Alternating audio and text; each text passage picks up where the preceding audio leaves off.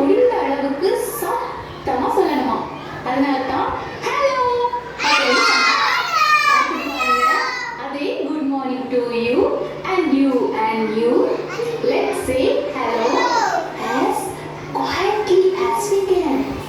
Quietly na ரொம்ப மெதுவா அமைதியா சொல்றது, சத்தம் குறைவா சொல்லலாமா. ஹலோ இப்படிதான் அந்த பாட்டையுடைய பாடணும். சரியா?